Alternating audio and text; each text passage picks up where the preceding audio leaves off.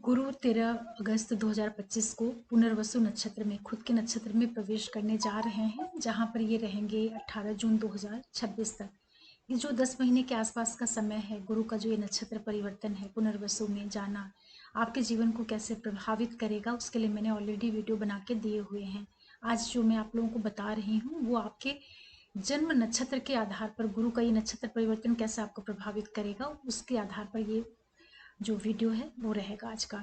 देखिए, गुरु बड़े शुभ ग्रह हैं, महत्वपूर्ण ग्रह हैं, बड़े ग्रह हैं। इनका राशि परिवर्तन, नक्षत्र परिवर्तन हर एक व्यक्ति को बहुत प्रभावित करता है। अभी तक गुरु मिथुन राशि में चल रहे थे, राहु के नक्षत्र आद्रा पर थे और राहु से ये प्रभावित थे, क्योंकि राहु की जो दृष्टि है या जो नक्षत्रों से ट्राइन से कनेक्शन होता है, वो सब कुछ राहु का गुरु को प्रभावित कर रहा था। गुरु का प्रभाव राहु के ऊपर जा रहा था। एक तरीके से अप्रत्यक्ष रूप से कहा जाए तो इनडायरेक्टली एक तरीके से गुरु चांडाल युति बनी हुई थी। ऐसी स्थिति में मिथुन राशि में गुरु का खुद के नक्षत्र पुनर्वसु में जाना बड़ा अच्छा है, बहुत शुभ स्थिति कही जाएगी। क्या कर सकते हैं गुरु यहाँ पर राशियों के आधार पर, वो सब तो मैंने आपको ऑलरेडी वीडियो दिया है। अब मैं आपको नक्षत्र के आधार पर बताती हूँ और विस्तार से बताऊँ उसके पहले आप सभी दर्शकों को बहुत बहुत धन्यवाद बोलती हूँ, आप सबके सपोर्ट के लिए। जो भी नए दर्शक जुड़ रहे हैं चैनल से, आप लोगों का भी बहुत बहुत स्वागत है।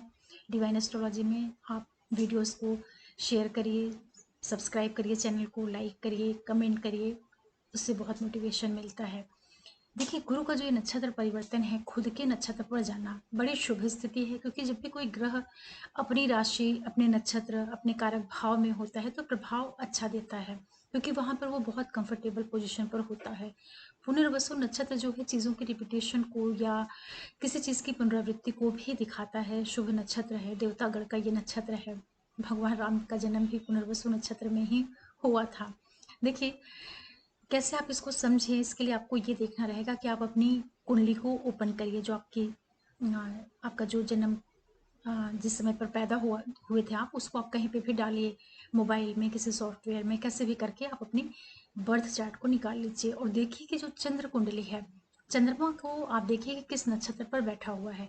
तो देखिए, जिन लोगों का भी जन्म गुरु के किसी भी नक्षत्र में हुआ है, पुनर्वसु या विशाखा या पूर्व भाद्रपद, तो ये तीनों ही नक्षत्र गुरु के होते हैं। ऐसी स्थिति में गुरु आपके लिए आपके जन्म नक्षत्र के ऊपर से ट्रांजिट कर रहे हैं, तो ये एक न्यूट्रल सा प्रभाव देगा, ना अच्छा ना बुरा। लेकिन चूंकि ये शुभ ग्रह हैं, तो जब आपके ये जन्म नक्षत्र से गोचर करेंगे तो आपको ना ये बड़ी रिलीफ देंगे। ये आपकी हेल्थ को इम्प्रूव करेंगे, कॉन्फिडेंस को लेकर के आएंगे। जो भी आपके अंदर थोड़ी बहुत डलनेस रही होगी, निराशा रही होगी, उसको ये दूर करेंगे और ढेर सारे आपके ये काम बना सकते हैं। जन्म नक्षत्र जो होता है, वहां पर जब भी कोई शुभ ग्रह ट्रांजिट करता है तो वो उसको बहुत सपोर्ट करता है, उसको बहुत हेल्प हेल्प करता है, इम्प्रूव करता है। पोजीशन जो भी रहती है आपकी, उसमें आपको एक बदलाव, वो शुभ बदलाव देखने को मिलेंगे। विशेष रूप से जिन लोगों की कहीं हेल्थ वगैरह खराब रही होगी, आप देखेंगे कि गुरु के किसी भी नक्षत्र में अगर आपका जन्म हुआ है तो सेहत में आपको एक इम्प्रूवमेंट देखने को मिलेगी। अगर जिन लोगों का जन्म शनि के किसी भी नक्षत्र पे हुआ है, शनि का मतलब है कि शनि के तीनों ही नक्षत्र पुष्य, अनुराधा या उत्तर भाद्रपद में अगर हुआ है, तो गुरु जब पुनर्वसु पर जाएंगे ना, तो आपके लिए मित्र तारा, अति मित्र तारा पे जा रहे हैं, 9 नंबर की तारा पर जा रहे हैं, 9 नंबर के नक्षत्र पर जा रहे हैं।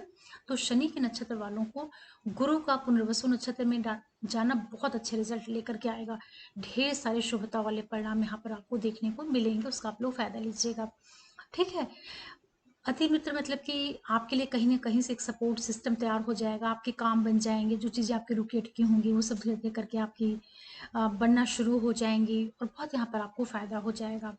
इसके बाद जिन भी लोगों का जन्म का नक्षत्र बुध का है, मतलब बुध के आश्लेषा, ज्येष्ठा या रेवती में है, तो ऐसी स्थिति में गुरु का पुनर्वसु नक्षत्र में जाना आपके लिए, मित्र तारा पर जा रहे हैं, 8 नंबर की तारा पर जा रहे हैं, तो आपके लिए भी अच्छा है। आपको यहाँ पर गुरु लाभ देंगे, कोई ऐसा व्यक्ति निकल करके आएगा जो आपकी मदद करेगा, हेल्प करेगा आपके कार्यों को पूरा कराने में, या जो भी आपकी विशेष होंगी, जो भी आपको अभी तक रुकावटें आ रही थी, उन सब चीज़ों को ये नक्षत्र परिवर्तन दूर करेगा। तो बड़ी अच्छी स्थिति आपके लिए कही जाएगी। इसके बाद बात करते हैं जिन भी लोगों का केतु के किसी भी नक्षत्र पर जन्म हुआ है, तो केतु के नक्षत्र का मतलब होता है कि अश्विनी पे, मघा पर या मूल पर मूल नक्षत्र में अगर आपका चंद्रमा है, तो ऐसी स्थिति में गुरु का जो ये नक्षत्र परिवर्तन है, गुरु आपके लिए वध तारा पर 7 नंबर के नक्षत्र पर जा रहे हैं। ये अच्छी स्थिति नहीं होती है, यहाँ पर आपके लिए समस्याएं आ सकती हैं। किस तरह की समस्या? जैसे कि किसी भी तरह की समस्या, हेल्थ है, फाइनेंशियल जो गेन्स होते हैं, या कोई रिलेशनशिप है, कोई रिलेटिव है, कोई पर्सन है, ऐसे किसी व्यक्ति का आपकी लाइफ से जाना, उससे पेन मिलना, किसी तरह की सफरिंग्स, लॉसेस, या वध का मतलब ही ना खत्म होना, अंत होना। तो इसका मतलब ये है कि जिनके लिए भी केतु का जन्म नक्षत्र है, तो गुरु का जो ये 10 महीने का टाइम पीरियड है, आपको यहाँ पर थोड़ा सा हर चीज़ का ध्यान रखना पड़ेगा, सावधानी रखनी पड़ेगी। चाहे वो आपके पैसे हैं, फाइनेंस है, रिश्ते हैं, सभी चीज़ों को लेकर के थोड़ा एक्स्ट्रा अवेयरनेस के साथ में रहिएगा, ताकि आपको कोई विशेष लाभ नुकसान नहीं होने पाए। सावधानी की बात रहेगी आपके लिए। शुक्र के किसी भी नक्षत्र पर अगर आपका जन्म हुआ है, ऐसी स्थिति में शुक्र के जो नक्षत्र होते हैं, भरणी, पूर्व फाल्गुनी और पूर्वाषाढ़ा, इन 3 नक्षत्रों में अगर आपका जन्म हुआ है, तो गुरु का ये नक्षत्र परिवर्तन आपके लिए 6 नंबर की तारा पे जा रहे हैं। 6 नंबर की जो तारा होती है, उसको साधक तारा कहते हैं।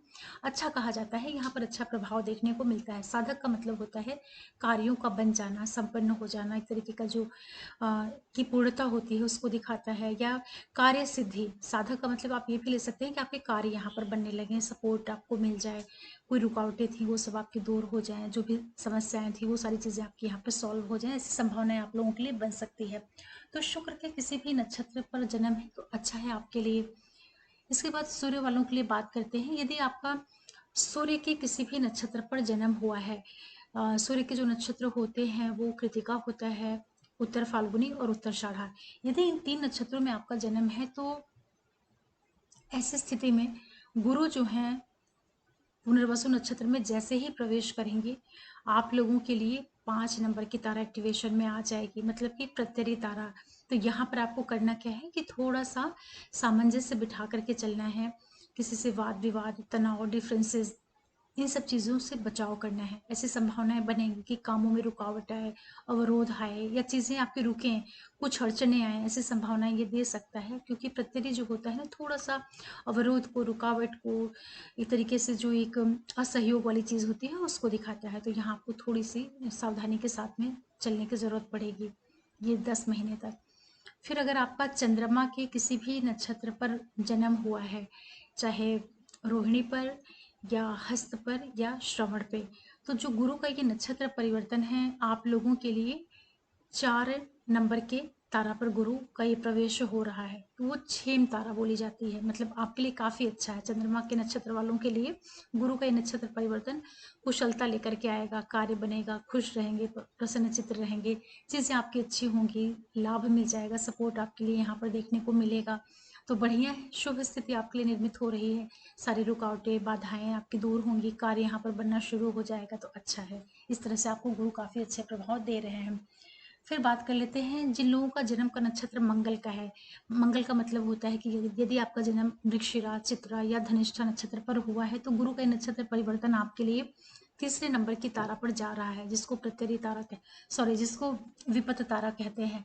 तो ये समय थोड़ा आपको सावधानी तो रखनी पड़ेगी मंगल के नक्षत्र वालों को। यहाँ पर क्या होगा, समस्याएं आना, प्रॉब्लम्स, जो चीज़ आप नहीं सोच रहे हैं इस तरह की रुकावटें आ जाएं, बाधाएं आ जाएं, या कहीं से कुछ ना कुछ आपको अड़चन देखने को मिले, परेशानियां आना। विपत्ति का मतलब कि परेशानियां, अवरोध, रुकावटें, परेशानियां। विपत्ति में आप हर तरह की विपत्ति ले सकते हैं, चाहे वो फाइनेंशियल हो, रिलेशनशिप की हो, हेल्थ हो, वेल्थ हो, आपकी सोशल इमेज हो, उन सारी चीज़ों को आप इंक्लूड कर सकते हैं। मतलब आपके लिए थोड़ा सा ये जो 10 महीने का समय है गुरु की दृष्टि से बहुत अच्छा नहीं रहने वाला है। तो थोड़ा आपको यहाँ पर ध्यान रखना रहेगा, सावधानी के साथ में रह लीजिएगा। फिर जिन लोगों का जन्म राहु के किसी भी नक्षत्र पर हुआ है, राहु का मतलब होता है कि आद्रा, स्वाति या शतभिषा में अगर आपका जन्म हुआ है, आपका चंद्रमा आद्रा, स्वाति या शतभिषा नक्षत्र पर है, तो गुरु का जो नक्षत्र परिवर्तन है ना, 2 नंबर की संपत्ति तारा पर जा रहा है, तो बहुत अच्छा है आपके लिए। गुरु का नक्षत्र परिवर्तन प्रॉस्पेरिटी लेकर के आ रहा है, संपन्नता लेकर के आ रहा है, पैसे, धन, लाभ, हर तरह। धन में सारी चीजें आ जाती हैं, नेम, फेम, प्रसिद्धि, मान, सम्मान, यश, ये सब कुछ आपका ये नक्षत्र परिवर्तन बढ़ाने वाला है। तो राहु के नक्षत्र वालों के लिए बड़ी शुभता वाली अच्छी स्थिति है।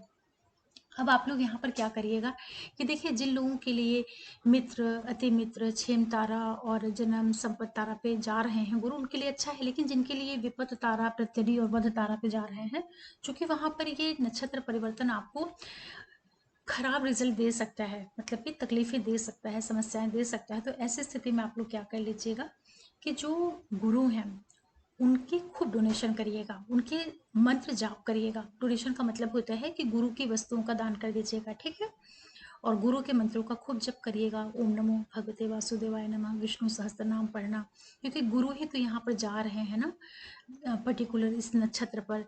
तो जैसे कि अगर जा रहे हैं केतु के नक्षत्र पर, तो केतु आपके लिए वध तारा में जा रहा है। तो यहाँ पर रिजल्ट किसको देना है, केतु को गुरु एक्टिवेट कर रहे हैं ना, और केतु जो है आपके लिए वध तारा पर जा रहा है। इसका मतलब कि यहाँ पर केतु और गुरु मिलकर के आपको परेशान करने वाले हैं।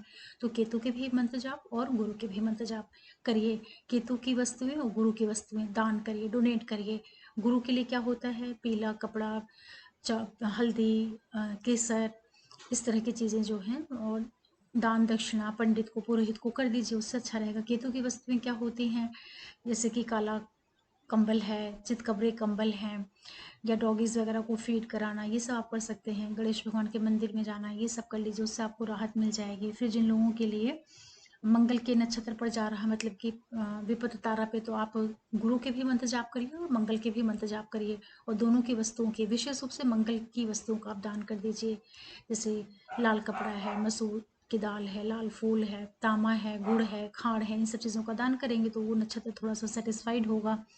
इसके बाद जिन लोगों के लिए 5 नंबर सूर्य के नक्षत्र पर जा रहा है, चूंकि वो भी प्रत्येक तारा है, तो वो भी समस्याएं थोड़ा देता है, परेशानियां देता है। तो आप सूर्य की वस्तुओं का दान कर दीजिए। उसमें क्या रहता है, जैसे गुड़ है, गेहूं है, और माड़ी के तो चलिए महंगा आएगा, उसको कैसे दान करेंगे। अगर आप सक्षम हैं तो कर सकते हैं। बाकी लाल फूल और ये रोली वगैरह कहीं मंदिर पे चढ़ा दीजिए, ऐसे कर लीजिए। या कुछ नहीं है तो कम से कम आप गेहूं का खूब ढेर सारा दान कर दीजिए। बहुत खराब स्थिति है तो आप तुला दान कर दीजिए, अपने वजन के बराबर आप गेहूं डोनेट कर दीजिए। तो गुरु का जो ये नक्षत्र परिवर्तन है आपको नुकसान नहीं दे पाएगा। इसी तरीके से जिनके लिए, केतु वालों के लिए जो ये वध तारा पे जा रहा है, अगर आपको भी हेल्थ रिलेटेड कोई प्रॉब्लम है या बहुत ज़्यादा परेशानियां आ रही हैं, तो आप अपने वजन के बराबर कुछ भी अन्न का दान कर दीजिए मंदिर में या कहीं पे भी, जहाँ पे वो अन्न जो है किसी के काम में आ सके। इस तरह गुरु का ये नक्षत्र परिवर्तन आपके जन्म के नक्षत्र से किस तरह से प्रभाव देगा, इस वीडियो में मैंने आज आपको बताया। आशा करती हूँ कि आप इसको समझ पा रहे होंगे, और थोड़ा सा पेशेंस के साथ में आप वीडियो को आगे बढ़ा करके, या थोड़ा सा फास्ट जो फॉरवर्ड मोड में वीडियोस चलाए जाते हैं उस तरह से करके आप सुन लीजिएगा। और आप सबके सपोर्ट के लिए एक बार फिर से मैं बहुत बहुत धन्यवाद बोलती हूँ। फिर मैं कोई वीडियो लेकर के आऊँगी, तब तक के लिए ओम नमः शिवाय, नमस्ते।